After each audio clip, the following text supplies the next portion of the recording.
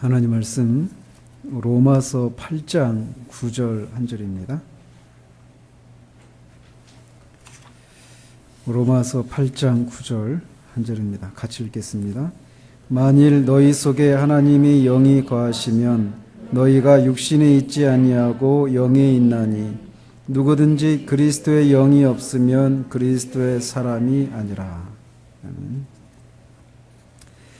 지난주에는 성령께서 신자가 그리스도께서 이루신 모든 신령한 복을 누리도록 하시는 그런 신자와 그리스도와의 연합에 대해서 살폈습니다. 이 그리스도와의 연합을 통해서 우리가 중생하고 의롭게 되고 성화와 영화와 또 하늘의 기업을 상속하게 되는 것이 가능하게 된다라고 말씀드렸습니다.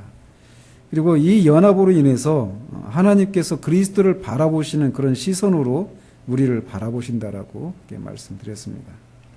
오늘은 내주하시는 영에 대해서 살펴보도록 합니다.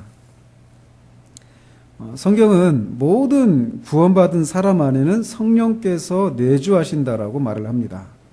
다른 말로 하면 성령을 소유했다라고도 말할 수 있습니다. 그래서 오늘 본문에서처럼 만일 너희 속에 하나님의 영이 거하시면 너희가 육신에 있지 아니하고 영에 있나니 누구든지 그리스도의 영이 없으면 그리스도의 사람이 아니다라고 말을 합니다.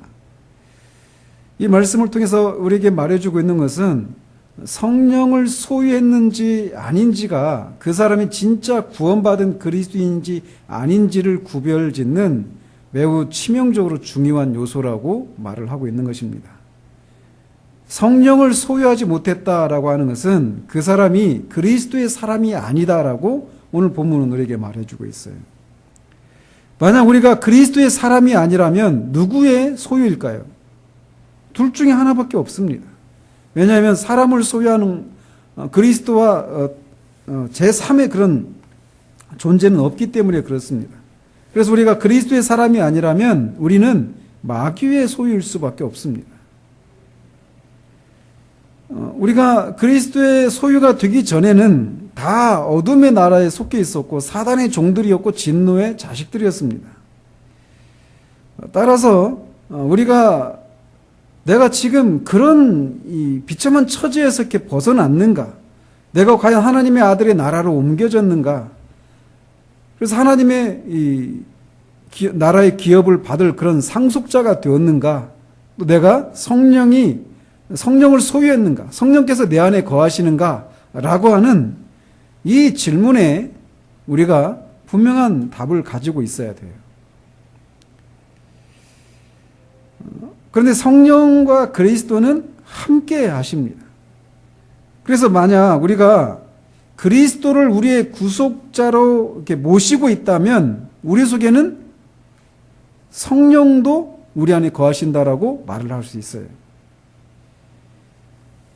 따라서 우리에게 성령이 없다면 우리는 그리스도의 사람이 아닌 것입니다. 우리가 외적으로는 교회 회원이 될 수도 있고 외적으로 하나님의 백성들과 같이 이렇게 연합을 이루고 있을 수도 있어요. 그렇지만 성령의 내주하심으로 말미암은 그리스도와의 생명의 그 연합을 맛보지 않는 한 우리는 명목상으로만 그리스도의 사람이 되고 만다라는 것입니다. 그래서 매튜얼리는 이렇게 말을 합니다. 성령께서는 중생하지 못한 많은 사람들에게 찾아가시지만 그들은 반항하고 거부한다. 그러나 중생한 모든 자들 속에서는 그가 거하신다. 거기서 거주하시며 다스리신다. 그는 마치 자기 집에 있는 사람처럼 그 속에 언제나 계시며 그곳을 지배하시는 것이다. 우리는 마음속으로 과연 우리 속에는 누가 거하시며 누가 다스리는가? 어떤 관심이 주를 이루고 있는가 하는 질문을 던져보아야 한다라고 이 매튜얼리가 말을 하고 있습니다. 그래서 이 질문에 우리가 답을 할 수 있어야 돼요. 근데 성령님은 그리스도에게 속해 있다라고 히브리서 1장 9절이나 계시록 3장 1절에서 말을 하고 있습니다. 또 요한복음 15장 26절, 누가복음 24장 49절에서 말하고 있는 것처럼 성령님은 그리스도에게서 나온다라고 말을 하고 있습니다. 또 그거를 사도행전 2장 33절에서는 성령이 중보자이신 그리스도로 말미암아 보내심을 받았다. 이렇게 표현을 하고 있습니다. 그래서 갈라디아서 3장 13절 14절이 말하고 있는 것처럼 그리스도께서 하나님의 백성들을 율법의 저주로부터 속량하신 결과로 성령이 그들에게 보내심을 받은 것입니다. 따라서 우리가 성령을 받은 것도 여전히 그리스도로 말미암아 우리에게 주어진 것이다라는 것입니다. 성령을 받기 위해서 열심히 산기도 하고 절하기도 하고 이렇게 해서 받은 것이 아니라 그리스도의 속량의 결과로 우리가 성령을 받은 거라는 거예요. 우리의 구속주 되시는 그리스도께서 그 성령을 우리에게 보내주신 결과 우리가 성령을 받은 것이라는 것이죠. 그래서 지난주에도 말씀드린 것처럼 그리스도와 우리가 연합을 이루게 되는 데 있어서 그리스도 편에서의 끈은 뭐라고 말씀드렸죠? 성령이시라고 그랬어요. 우리 편에서는 믿음이라고 그랬죠. 즉 머리 되신 그리스도와 그리스도의 몸의 지체된 우리 사이에 연합을 이루는 이 끈은 성령이신데, 이 말은 그리스도에게도 성령이, 머리 되신 그리스도에게도 성령이 계시고 그의 몸에 지체된 우리에게도 성령이 계셔서 연합을 이룰 수 있다라고 말씀드렸어요. 그런데 이 그리스도 안에 성령이 거하시는 방식하고 그의 몸된 우리 안에 성령이 거하시는 것하고는 차이가 있다라는 것입니다. 즉 성령은 그리스도에게는 즉각적으로 주어진 반면 우리에게는 파생적으로 주어졌습니다. 이게 무슨 말이냐? 그리스도께서 세례를 받으실 때 성령께서 그 위에 머무르셨어요. 그런데 우리는 성령을 받을 때 곧장 하나님으로부터 우리에게 성령이 오시는 것이 아니라 그리스도의 속죄라고 하는 이 사역의 결과 우리에게 성령이 주어지신단 말이죠. 그런 면에서 그리스도에게 성령이 주어지시는 방식과 우리에게 성령이 주어지시는 방식은 이런 면에서 차이가 있다는 거예요. 그리스도에게는 즉각적으로, 우리에게는 파생적으로 성령이 주어졌다라는 것입니다. 또 그리스도 안에는 성령께서 본질로서 거하시지만 우리 안에서는 역사심을 통해서 거하신다라고 하는 측면에서 차이가 있습니다. 이게 무슨 말이냐면 우리 안에 성령이 거하시는 것은 마치 태양이, 그러니까 그리스도에게 성령이 거하시는 것과 우리 안에 성령이 거하시는 것을 이런 식으로 해석할 수 있습니다. 우리가 이렇게 방에 햇빛이 들어오잖아요. 그죠? 근데 그 햇빛은 해 자체는 아니죠. 해로부터 나오는 빛과 열이 우리 방에 들어오는 거란 말이에요. 그 차이를 아시겠습니까? 해가 우리 방에 들어온다면 그런 일이 있지 않지만 해 자체가 들어오는 방식으로 성령께서 그리스도 안에 거하시는 거예요. 본질로서 성령이 그리스도 안에 거하신다라고 하는 말이 그런 의미라는 것이죠. 예를 들면, 그런데 성령이 우리 안에 거하신다라고 할 때는 해 자체가 우리 방에 거하는 것이 아닌 것처럼, 해로부터 나오는 빛과 열이 우리 방에 들어오는 것처럼 성령이 우리 안에 거하신다라고 할 때는 본질로서 성령이 우리 안에 거하시는 것이 아니라 그의 역사하심을 통해서 거하신다라는 것입니다. 그래서 성령은 그리스도의 영, 또 그 아들의 영, 그 아들의 영으로 이렇게 불려지고 있고, 그렇기 때문에 이 그리스도의 영이 우리 안에 계시기 때문에 내 안에 사시는 분이 성령이시다라고 말도 하지만 내 안에 사시는 분이 그리스도다라고도 말을 할 수 있다라는 것입니다. 성령은 그리스도께서 언제 제자들에게 성령에 대한 약속을 해 주셨냐면, 그리스도가 이제 이 구속사역을 다 마치시고 하나님 아버지께로 돌아갈 것이다. 그리고 남아있는 너희들은 세상에서 많은 환난을 겪을 것이다. 이런 말씀들을 하시면서 성령에 대한 약속을 해 주셨어요. 즉 성령은 이 그리스도 남아있는 제자들에게 남겨주신 유산과 같은 것이라는 거죠. 영적으로 암흑과 같았던 이 중세시대에 이 사람들은 이 그리스도가, 이 땅에 계셨던 그리스도가 이렇게 사시면서 남겼던 유품들, 이를테면 머리에 쓴 가시관, 그 가시관을 구성했던 가시 하나를 내가 가지고 있다. 또는 그가 매달렸던 십자가의 그 나무 조각 한 조각을 내가 가지고 있다.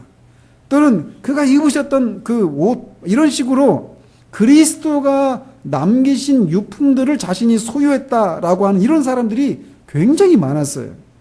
그래서 그들이 가지고 있다고 하는 그 예수님이 달리셨던 십자가의 그 나무, 그 조각들을 다 모아놓으면 몇십 개의 십자가가 될 정도로 다 뻥이었죠. 그런데 그건 다 잘못된 우상 숭배에서 나온 거예요. 그러니까 그런 유품이나 유물 이런 걸 숭배하는, 이런 것을 소장하고 이것을 숭배하는 것을 통해서 어떤 공로를 쌓는 것으로 생각하는 이 잘못된 우상 숭배에서 나온 것인데,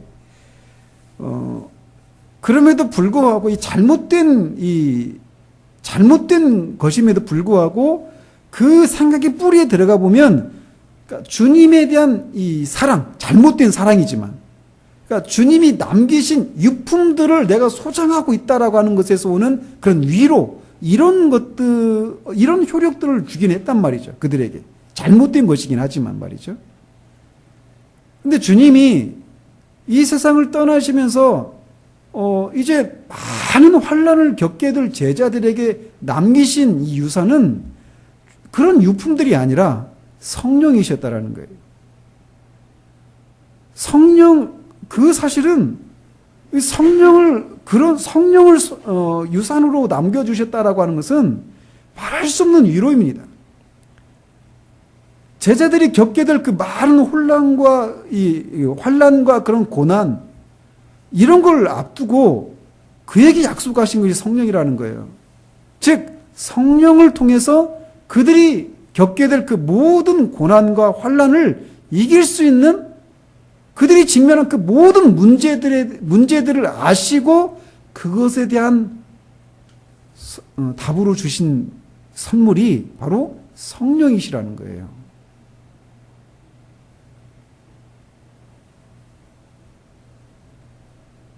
즉 성령은 주님께서 제자들에게 다가올 위기에 가장 필요한 선물이었던 것입니다. 성경은 고린도전서 3장 16절에서 너희가 하나님의 성전인 것과 하나님의 성령이 너희 안에 계시는 것을 알지 못하느냐라고 묻습니다. 또 갈라디아서 4장 6절에서 너희가 아들임으로 하나님이 그 아들의 영을 우리 마음 가운데 보내사 아빠 아버지라 부르게 하셨느니라 라고 해서 성령이 우리 어디에 계신다라고 말하고 있습니까? 우리 안에 거하시는데 특별히 우리 마음에 거하신다라고 말을 하고 있습니다. 성령은 앞에서도 우리가 살펴봤지만 조명하시는 일을 하셔요. 진리를 깨닫게 하시는. 그리고 우리의 이 비참한 처지가 어떠한지, 그리스도가 어떤 분이시고 어떤 일을 하셨는지, 이런 모든 우리가 마땅히 알아야 될 그런 진리들을 깨닫게 하시는 이런 일을 하십니다. 그렇지만 그분이 거하시는 것은 우리의 마음이라는 거예요. 우리의 마음이라고 하는 것은 우리의 존재, 우리의 우리의 영혼의 좌소라고 말을 하죠. 일종의 이 컨트롤 타워, 이런 말씀 많이 들어보셨죠. 정부에 컨트롤 타워가 없어서 막 이 혼란을 겪고 그런다고 하잖아요. 그 컨트롤 타워와 같은 그런 곳에 성령께서 거하신단 말이에요.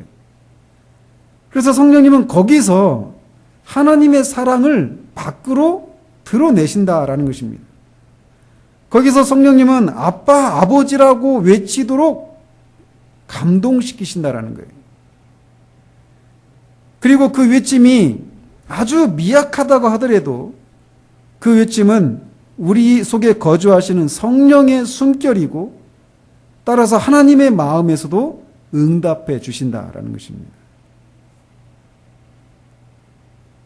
그래서 앞에서도 말씀드린 것처럼 성령님이 그 위기를 만나게 될, 환난을 겪게 될 그 제자들에게 주님이 마지막으로 남겨주신 유산과 같은 선물이 바로 성령님이시기 때문에 이 복음으로 인해서 감옥에 갇혔던 바울도 그의 영적인 아들 디모데에게 이렇게 말을 하는 거예요. 우리 안에 거하시는 성령으로 말미암아 내게 부탁한 아름다운 것을 지키라. 이렇게 권고합니다. 디모데에게 바울이 이런 말을 했을 때 바울은 지금 감옥에 갇혀 있는 거예요. 복음 때문에. 그런데 그 자기의 스승인 바울이 복음을 전하다가 그렇게 감옥에 갇혀 있는 그런 모습을 보면서, 그리고 자신이 헤쳐나가야 될 그런 많은 고난과 환난, 이런 위험들을 생각하면서 디모데는 굉장히 그 영혼이 위축되어 있었단 말이에요. 두려움 가운데 있었단 말이죠. 그런데 그런 디모데에게 사도 바울이 우리 안에 거하시는 성령으로 말미암아 내게 부탁한 아름다운 것을 지키라라고 얘기하고 있는 거예요.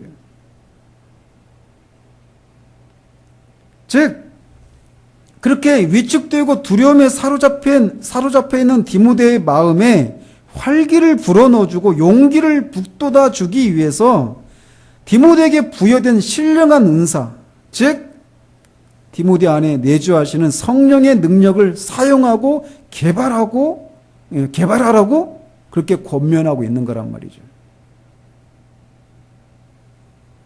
디모데에게 그렇게 위축되고 두려움에 사로잡혀 있는 디모데에게 그 안에 있는 성령의 은사를 활용하라라고 말하고 있는 이 사도의 권면은 모든 신자들에게도 해당되는 것입니다. 왜냐하면 성령께서 거하시는 방식은 모든 신자들 안에 동일한 방식으로 거하시기 때문에 그래요. 그래서 우리는 우리 안에 계신 이 성령의 능력을 우리 안에서 더 적극적으로 활용하는 이런 일들이 우리에게 필요하다라는 것이죠. 이런 권면을 듣고 있는 디모데나 이 제자들의 상황을 생각해 보십시오. 죽음의 그런 위협들, 감옥에 갇히고 핍박을 당하고 많은 환난과 고난을 받고 있는 또는 받게 될 그 상황 가운데 성령을 약속하시고 또 이미 받은 그 안에 계시는 성령으로 말미암아서 그 은사를 적극적으로 활용하라고 하는 이 권면을 우리가 기억할 필요가 있다라는 거예요. 그러니까 우리 안에 성령님이 계시다라고 하는 이 사실을 인식하는 것은 우리가 주님의 뒤를 따르면서 많이 겪게 되는 그런 의기소침해지고 우울해지고 많은 고난 앞에서 이렇게 움츠러들고 있는 우리들이 들어야 될 그런 말씀이기도 하다라는 것이죠. 성령께서 신자들 속에 거하시기 위해서는 두 가지 근거가 요구됩니다. 첫째는 구속을 받아야 돼요.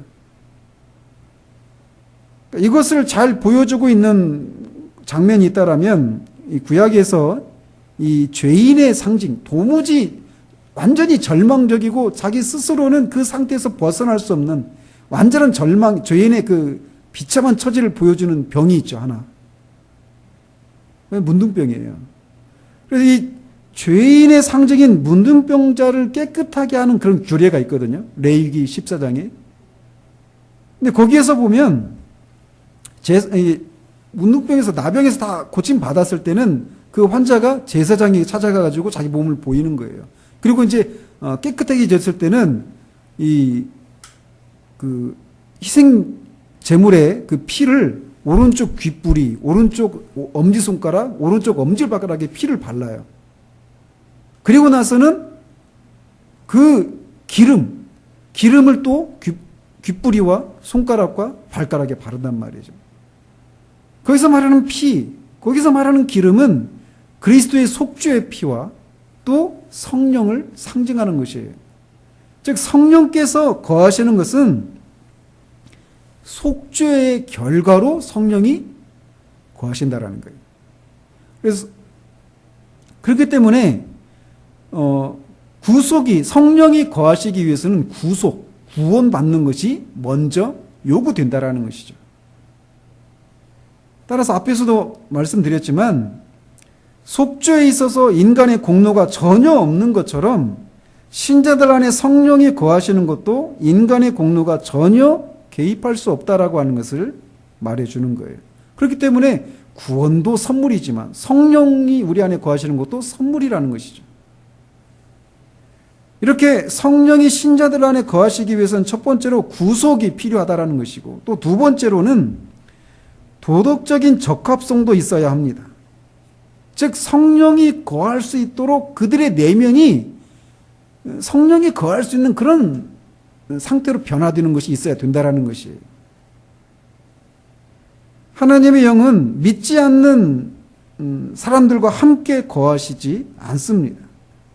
그래서 에베소서 1장 13절에 너희도 진리의 말씀 곧 너희의 구원의 복음을 듣고 그 안에서 또한 믿어 약속의 성령으로 인치심을 받았으니, 즉 복음을 듣고 믿은 자들 안에 성령이 거하신다라는 거예요. 물론 여기서 말하는 성령의 인치심은 또 다른 의미가 있지만, 그리고 또 고린도후서 6장 16절에 내가 그들 가운데 거하며라고 이렇게 하나님이 약속하시는데, 그 약속은 어떤 자들에게 주어지냐면 그 앞에 있는 이 고린도후서 6장 14절에 있는 말씀, 너희는 믿지 않는 자와 멍에를 함께 매지 말라라고 하는 이 명령에 순종하는 자들에게 내가 그들 가운데 거하겠다, 이렇게 약속하고 있다라는 거예요. 즉 모든 우상을 버리고 그리스도를 주로 영접하고 그의 희생의 공로를 의지함으로써 마음을 준비하면 하나님의 성령이 들어와서 그 마음을 소유해서 그리스도를 위해서 사용하신다라는 것입니다. 우리가 우리 자신을 주께 굴복시키면 그는 우리 몸을 성령의 전으로 만드셔서 우리 헌신을 받으시고 모든 사탄의 괴계로부터 보호해 주시겠다라는 것이에요. 이렇게 성령이 신자들 안에 거하기 위해서는 이 구속이, 그리스도의 그 속죄 사역이 완전히 끝나야만 가능한 것이고, 또 신자들의 그 내면이 도덕적으로 성령이 거하시도록 그 도덕적인 그런 적합성이 요구된다라는 것입니다. 그러니까 반대로 어때요? 뒤에서 말씀드리겠지만 성령이 거하신다는 얘기는 어떤 의미예요? 그러니까 그 사람이 구원받았다, 이렇게 말할 수 있다는 것이죠. 가장 강력한 증거죠.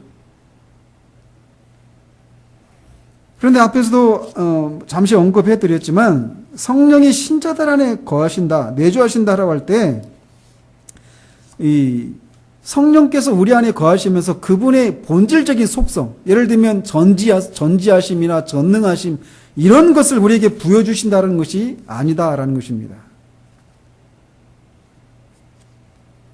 그래서 그 역사하시는 방식으로 존재하신다라고 하는 이런 신학적인 용어를 쓰는 이유가 바로 거기에 있는 거예요. 해가 우리 안에, 우리 방에 들어오지 않고 해로부터 나온 빛과 열이 우리 방에 들어오는 것처럼 이 성령께서 우리 안에 거하신다라고 할 때 이 본질로 거하시는 것이 아니라 역사하시는 방식으로 거하신다, 이런 용어를 굳이 구별지어서 사용하게 되는 이유가 바로 여기 있다라는 것입니다. 뿐만 아니라 그리스도 성령께서 이 성령의 은혜와 그의 감화력이 그리스도에게 거했던 것과 똑같은 형식으로 또는 똑같은 정도로 우리에게 주어지는 것도 아닙니다. 그리스도는 충만히 부어주셨어요.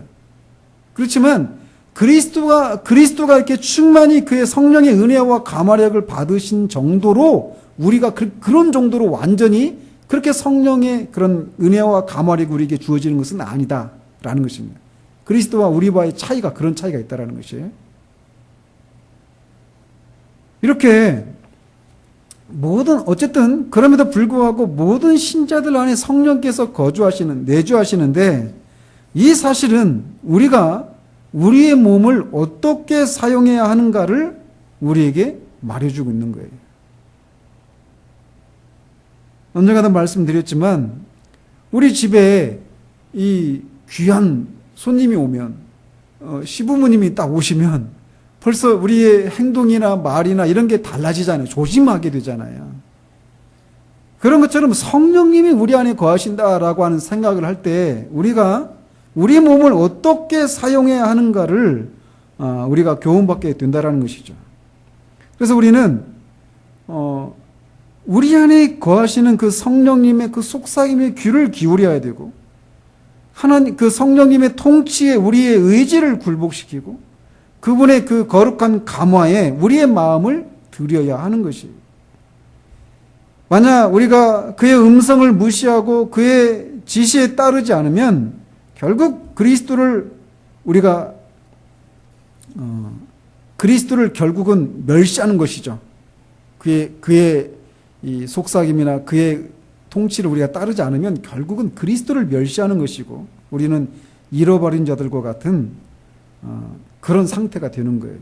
신분이 바뀌는 건 아니지만 말이죠. 따라서 우리가 소유한 가장 큰 축복은 바로 이 성령님이 우리 안에 내주하신다라고 하는 것입니다. 성령님이 우리 안에 내주하신다라고 할 때 그것이 의미하는 것은 세 가지 의미가 있습니다. 하나는 친밀함이에요. 우리는 우리 집에 함께 살고 있는 식구들과 가장 친밀한 관계를 누립니다. 일반적으로 말이죠. 그렇듯이 그리스도의 구속함을 받은 이 백성들의 마음속에 거하시는 성령 역시 그렇습니다. 그래서 성령이 우리 안에 거하신다라고 하는 이 사실은 우리 안에 거하시기 때문에 이 성령과 우리 안에 그런 친밀함이 있다라고 하는 것을 말해주는 것이고, 또 하나는 그분이 우리 안에 거하신다, 내주하신다라고 하는 것은 지속성을 의미하는 거예요. 내주하신다라고 할 때 영원히 거하는 것을 의미하는 것입니다. 거듭난 사람들을 그냥 어떤 능력을 행할 수 있도록 잠시 성령이 우리 안에 능력을 주시는 우리 밖에서 이런 방식으로 우리 안에 거하신 것이 아니다라는 거예요. 옛날에 구약의 선지자들이나 이런 사람들 어떤 그 성막을 만드는 사람들에게 성령의 은사를 주시고 그들 안에 거하신 건 아니었단 말이죠. 그런 방식으로 그런 방식으로 계시는 것이 아니라 우리 안에 영원히 거하신다라는 거예요. 지속적으로.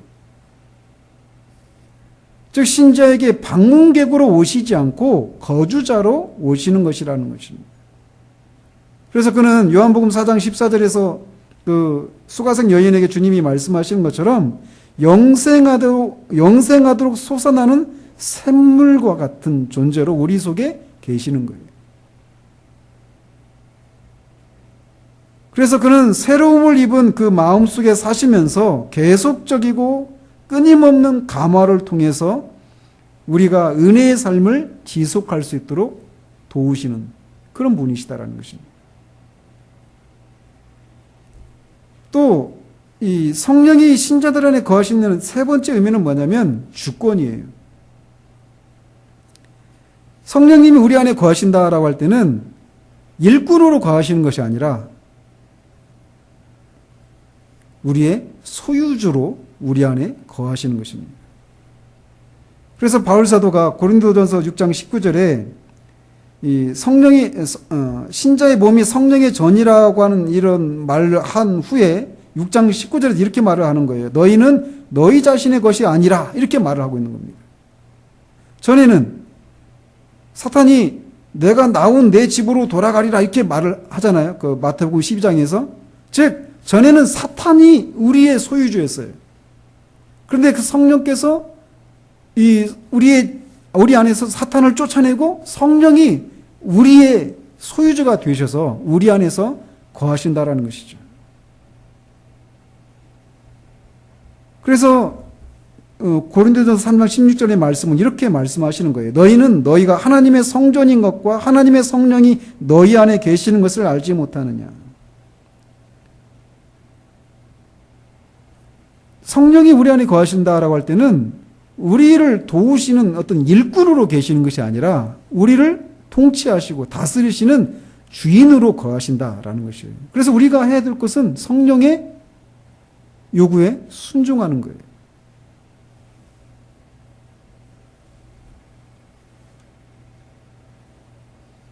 이런 이 친밀함, 지속성, 이 주권, 이런 의미가 있는 거예요. 성령이 우리 안에 거주하신다, 내주하신다라고 할 때. 그리고 성령이 우리 안에 내주하신다라고 하는 것은 우리에게 어떤 사실을 우리에게 이렇게 말해주는 것이냐면 우리가 그리스도와 연합되었다라고 하는 사실을 말해주는 것입니다. 지난주에 말씀을 드렸잖아요. 그리스도와 연합이 되었다라고 하는 것을 우리가 어떻게 알 수 있느냐? 제가 말씀드리면서 성령이 우리 안에 거하신다라고 하는 것이라고 말씀드렸죠. 내주하시는 성령은 신자들을 그리스도께서 연합시키시는 줄의 역할을 한단 말이죠. 따라서 성령께서 우리 속에 거하시는 것을 발견하게 되면 우리가 주님께 연합되었다라고 결론 지어도 무방하다라는 것입니다. 이 사실은 주님이 그 요한복음 17장 22절 23절에서 그 대제사장의 기도를 하면서 하나님 아버지 앞에 이런 기도를 하잖아요. 내게 주신 영광을 내가 그들에게 주었사오니 이는 우리가 하나가 된 것 같이 그들도 하나가 되게 하려 함이니이다. 곧 내가 그들 안에 있고 아버지께서 내 안에 계시어 그들로 온전함을 이루어 하나가 되게 하려 함은 아버지께서 나를 보내신 것과 또 나를 사랑하심 같이 그들도 사랑하신 것을 세상으로 알게 하려 함이로소이다. 즉 이 기도 속에서 그리스도의 인성의 영광은 하나님과의 연합 때문에 영광이 있었던 거란 말이죠. 그런데 그리스도의 인성과 하나님과 어떻게 연합을 이룰 수 있었느냐면 성령을 통해서 그리스도의 인성과 하나님이 하나가 되었어요. 그런데 바로 그 영광을 그리스도께서 그의 백성들에게 주신 거라는 말이죠. 내가 그들 안에 있다라고 하는 것은 거룩하게 하시는 성령을 통해서 계신다라고 하는 뜻입니다. 따라서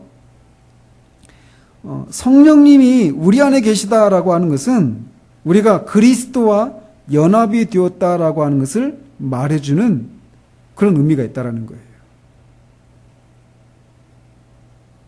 그리스도와 연합을 통해서 그리스도가 얻으신 그 모든 복이 우리에게 주어지거든요. 그런데 내가 그리스도와 연합되었다라고 하는 것을 어떻게 알 것인가? 내가 그 약속한 그 모든 신령한 복을 받을 것이라고 하는 것을 어떻게 확신할 수 있는가? 성령이 내 안에 계시다라고 하는 것을 통해서 알 수 있다라는 거예요.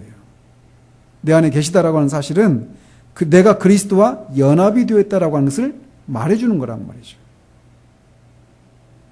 또 성령이 우리 안에 내주하신다라고 하는 것은 우리가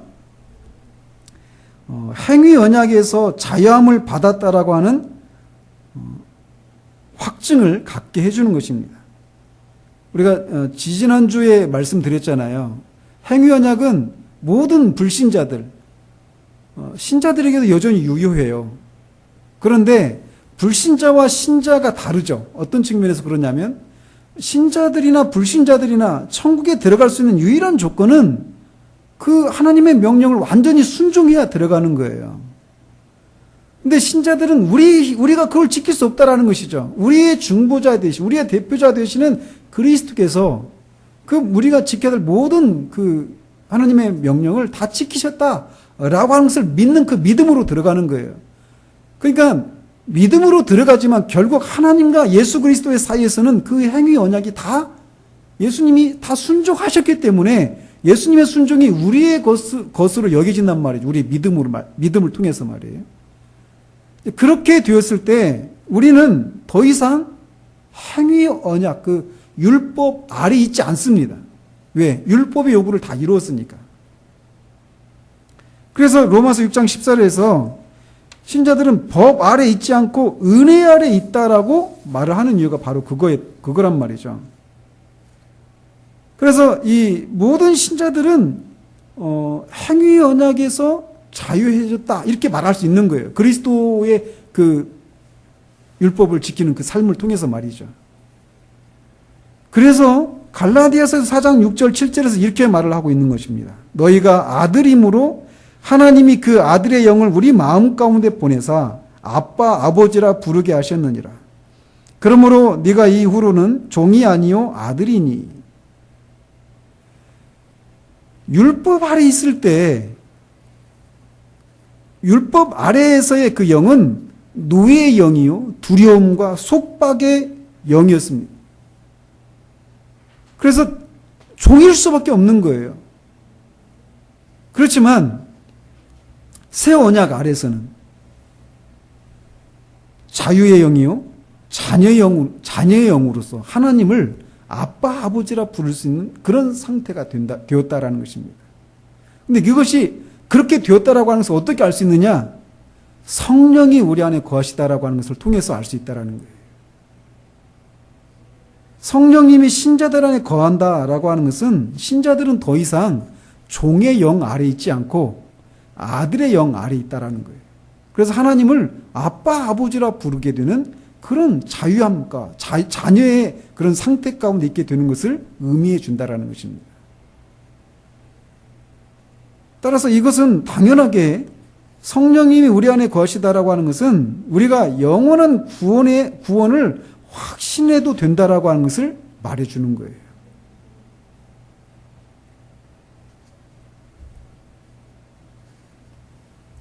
베드로전서 1장 2절에서 곧 하나님 아버지의 미리 아심을 따라 성령이 거룩하게 하심으로 순종함과 예수 그리스도의 피 뿌림을 얻기 위하여 택하심을 받은 자들이라고 신자들을 그렇게 묘사하고 있습니다. 즉 우리가 거룩하게 하시는 성령을 받으면 이 하나님 아버지의 영원하신 작정이 이루어지고 예수 그리스도의 피가 우리에게 뿌려지게 되었다라고 하는 것을 의미한다라고 베드로가 말하고 있는 거예요. 따라서 그리스도인 안에 성령이 거하신다라고 하는 것은 우리가 영원한 구원을 받은 사람이라고 하는 것을 확신할 수 있는 가장 강력한 증거가 된다라는 것입니다. 그가 또한 우리에게 인치시고 보증으로 우리 마음에 성령을 주셨느니라. 그래서 우리는 영원한 상속에 우리가 그 하나님 나라 영원한 그 기업을 받을 수 있는 그런 상속자가 되었다라고 하는 보증이 바로 성령님이 우리 안에 거하신다라고 하는 사실이라는 거예요. 마지막으로 성령님이 우리 안에 거하신다라고 하는 그 증거와 열매는 또 뭐냐?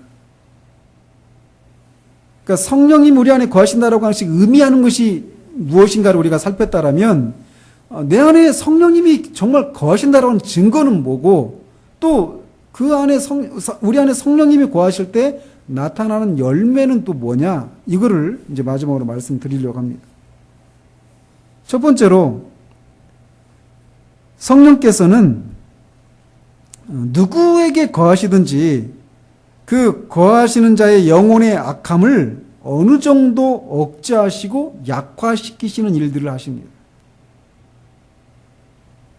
갈라디아서 5장 17절에 성령은 육체를 거스르나니 라고 말을 합니다.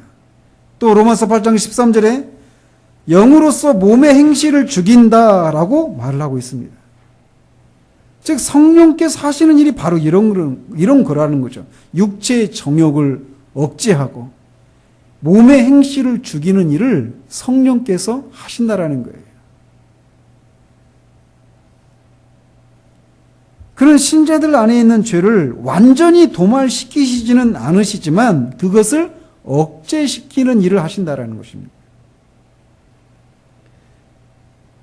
그런 육체의 소욕을 완전히 억제하셔서 그것 때문에 고통을 당한다든지 더러워지는 일이 전혀 있지 않도록 해주시지는 않아요. 그렇지만 육체의 지배를 받지 않도록 그 지배력을 제거시켜 주시는 일을 하신다라는 거예요. 우리가 이 육체의 지배를 받지 않도록 완전한 자유함을 얻으려면 천국에 들어가야만 가능한 것입니다. 그러나 이 땅에서도, 지금 이 땅에서도 그리스도인들은 그들 속에 거하시는 성령의 이 도우심을 힘입어서 자기를 부인하고 이 육체의 정욕을 억제하고 몸의 행실을 죽이는 이런 일들을 할 수 있다라는 거예요. 완전하지는 않지만 말이죠. 그래서 우리는 이 양극단을 주의해야 됩니다. 뭐냐? 끊임없이 성령께서 우리 안에 계셔서 하시는 일들, 이것을 잊은 채 끊임없이 우리는 아무것도 할 수 없다. 이런 것에만 우리가 주목해서도 안 돼요. 그래서 앞에서도 말씀드린 것처럼 디모데에게, 그렇게 위축되고 두려움 가운데 있는 디모데에게 네 안에 있는 성령을 통해서 내게 맡긴 그 은사를 모든 일들을 하라고 말씀을 권면을 할 수 있는 것이, 그 안에 있는 성령이 그런 일을 하실 수 있도록 도우시는 분이기 때문에 그렇다는 말이죠. 그래서 우리가 성령님이 우리 안에 계셔서 우리를 어떻게 하시는지, 이 특별히 육체의 정욕을 억제하고 죄를 죽이는, 몸의 행실을 죽이는, 이 죄를 죽이는 이 삶에 있어서 성령께서 어떤 일을 하시는지를 잊어서는 안 된단 말이에요. 그래서 그 존재를 망각한 채 그냥 우리 자신만 보면서 나는 할 수 없어, 우리는 실패할 수밖에 없는, 그래서 늘 그냥 마치 이 예수 그리스도의 그 십자가가 마치 이 정거장 같은, 그러니까 주유소 같은, 그냥 가서 기름 떨어지면 기름 넣고 다시 가는 것처럼, 그냥 그리스도의 그 십자가가 항상 그럼에도 불구하고 이런 나를 받으셨지, 이렇게 생각하고 그냥 거기서 오는 위로를 받는 정도로 머물러서는 안 된다라는 거예요. 우리가 분명히 실패합니다. 우리의 능력만 가지고 보면. 그렇지만 우리 안에 계신 성령님은 이 일에 있어서 우리를 도우시는 분이시라는 사실을 우리가 기억해야 한다라는 거예요. 그래서 언제 한번 제가 그런 제목으로도 말씀드렸잖아요. 우리 그리스도인은 하나님의 뜻을 순종할 수 있는 사람들이에요. 하나님의 계명에 복종할 수 있는 사람들이란 말이죠. 이 사실을 우리가 잊어서는 안 돼요. 성령님은 우리 안에 계십니다.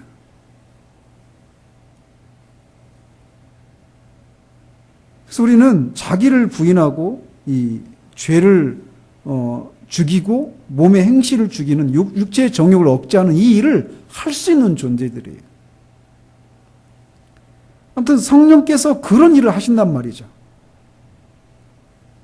두 번째로 성령님이 우리 안에 계신 증거는 뭐냐면, 우리에게 기도와 간구의 영을 불러 일으켜 주시는 일을 하신다라는 것입니다. 로마서 8장 26절에 이와 같이 성령도 우리의 연약함을 도우시나니 우리는 마땅히 기도할 바를 알지 못하나 오직 성령이 말할 수 없는 탄식으로 우리를 위하여 친히 간구하시느니라. 또 스가랴서 12장 10절에서 있는 것처럼 우리에게 그런 간구의 영을, 은혜의 영으로 부어지는 동시에 간구의 영을 우리에게 주신다라는 것이에요. 성령께서 우리 안에, 그래서 성령님은 그리스도인들이 기도하기 전에, 기도를 실제로 하기 전에 그들에게 영적인 사랑과 거룩한 욕망을 일으키심으로써 그들을 도우십니다. 사실 이런 것이 기도의 시작이거든요. 일종의 스파크를 이렇게 제공하시는 것이죠. 기도하기 전에 우리 안에서 영적인 사랑과 어떤 거룩한 욕망을 불러일으키시는 것을 통해서 우리의 기도를 도우시는 거예요. 그게 시작되면서 기도가 시작되는 거거든요. 근데 그 일을 성령께서 도우신다라는 거예요. 기도하기 전에. 뿐만 아니라 기도 중에도 하나님의 뜻에 맞는 것들을 구하도록 우리를 도우십니다. 그래서 우리들의 마음속에 있는 교만을 꺾으시고 우리의 태만한 의지를 움직이고 약한 우리를 강하게 하시는 분이 바로 성령이셔요. 기도하는 중에도 성령께서 이런 일들을 하신단 말이죠. 그리고 기도한 후에도 하나님의 응답을 기다리도록 소망과 인내를 주심으로써 그들을 도우십니다. 이렇게 기도하기 전에, 기도하는 중에, 기도한 후에 간구의 영을 부어주시는 것을 통해서 성령께서 우리 안에 계시다라고 하는 것을 나타내신단 말이에요. 세 번째로, 이 성령님은 그가 거하시는 사람 속에서 그로 하여금 영적인 사고를 하도록 도우십니다. 육신을 따르는 자는 육신의 일을, 영을 따르는 자는 영의 일을 생각하나니 육신의 생각은 사망이요 영의 생각은 생명과 평안이니라.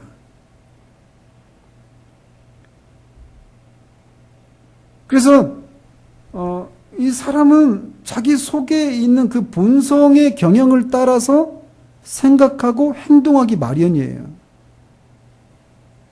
그래서 만일 한 사람이 하나님이나 그리스도나 하나님 나라에 대해서 생각하고 그런 것들에 애착을 가진다면 그 사람 안에 성령님이 계신다라고 말할 수 있다라는 것이죠.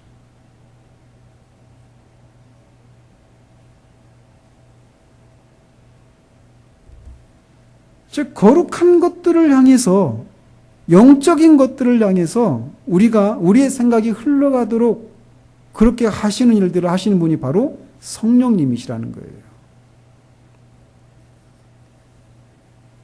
그래서 시편 139편에 있는 것처럼 하나님이여 주의 생각이 내게 어찌 그리 보배로우신지요. 그 수가 어찌 그리 많은지요. 내가 세려고 할지라도 그 수가 모래보다 많도소이다. 내가 깰 때에도 여전히 주와 함께 있나이다. 그의 마음속에 이 하나님과 관련된 이런 생각들이 그의 마음에 막 가득 차 있는 것을 말하고 있는 거란 말이죠. 바로 이렇게 거룩하고 영적인 대상들을 향해서 그의 생각이 흘러가는 이런 것 자체가 그 사람 안에 성령님이 거하신다라고 하는 증거라는 것이죠. 그런데 우리 중에는 이런 생각할 수 있어요. 만약에 성령님이 우리 안에 계시다라면 내가 어떻게 내가 영적인 그런 의무들에 대해서 이렇게 내가 태만하고 이렇게 무딜까? 이런 내 안에 과연 성령께서 계시다라고 할 수 있을까? 이런 생각을 할 수도 있습니다. 그런데 그런 상태를 인해서 우리가 슬퍼하고 괴로워한다면 마땅히 되어야 되고 또 되고 싶은 그런 상태가 되지 못한 내 모습을 인해서 내가 괴로워하고 슬퍼하고 있다라면 그 자체로 그 사람 안에 성령이 계시다라고 하는 강력한 증거라는 거예요. 우리는 영적으로 죽어 있는 것과 영적으로 잠들어 있는 것의 그 차이를 구분할 필요가 있습니다. 영적으로 죽어 있는 사람은 결코 자신의 영적인 상태를 인해서 내 마음이 하나님을 향해서, 그리스도를 향해서, 영적인 대상들을 향해서, 하늘에 속한 것들을 향해서 끊임없이 흘러가지 못하는 그런 모습들을 보면서 안에 고통하는 그런 마음이 있어요. 상한 심령이 있어요. 이게 참 아이러니예요. 살아있는 사람들은 그렇지 못한 것 때문에 애통해 합니다. 죽어있는 자들은 그런 게 없어요. 시편 119편에서 내 영혼을 소송시키소서라고 하는 이런 말씀이 9번이 나온다고 합니다. 하나님의 말씀을 막 꿀송이보다 달도소이다. 하나님의 말씀이 얼마나 탁월하시고 얼마나 신적인 그런 영광이 담겨 있는지, 내가 얼마나 그 말씀을 사모하는지 막 그렇게 온통 하나님의 말씀을 찬양하는 노래가 시편 119편이잖아요. 그죠? 근데 거기에서 내 영혼을 소송시키소서 이런 말씀이 중간중간에 9번씩 막 나온단 말이에요. 즉 영적으로 중생한 사람 안에서도 소성되어야 될 그런 영적인 상태를 지날 수 있단 말이에요. 그리고 그런 가운데서 하나님 앞에 내 영혼을 소성시켜 주시기를 구하며 나가는 자들을 성령께서 소성시켜 주십니다. 그래서 다시금 영적인 것들을 향해서 우리의 마음이 흘러가고 그 영적인 감각들이 다시금 회복되어지는 그런 일들이 일어나요. 영적으로 죽은 사람에게는 안 일어납니다. 성령님이 우리 안에 거하신다라고 하는 것은 우리가 영적인 사고를 하는 거예요. 영적인 대상을 향해서. 그런 것들을 즐거워하고.